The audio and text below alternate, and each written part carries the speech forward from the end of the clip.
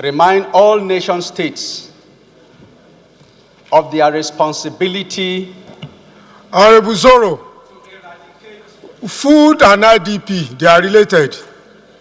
So come and take your seat. Yes, Mr. Speaker. I was saying that the World Food Day is marked to remind nation states of their critical responsibility on the need to eradicate hunger within their nations, and which, if done, will rid the whole world of hunger.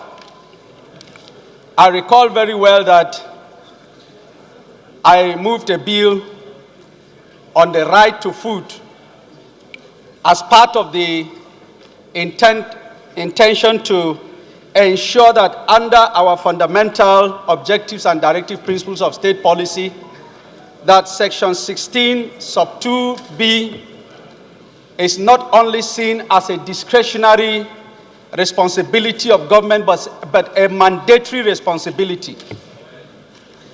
And when we look at the situation in our nation, that citizens can hardly afford a meal, it behoves on us as an assembly and as a nation to refocus very seriously on this issue of food security. Indeed, the scriptures have said that a man that cannot provide for his family is the worst of all men. And to draw an analogy from that, a nation that cannot feed its people is an endangered nation.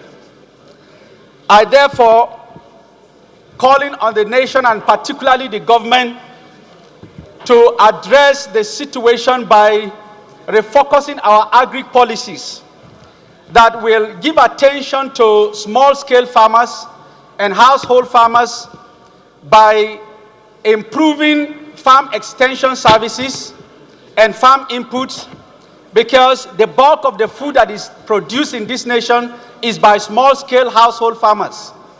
And therefore, I'm backing the submission of Hajia that the attention of the nation should take into consideration small-scale household farmers by accessing, granting them accessibility to farm inputs and, of course, extension farm services.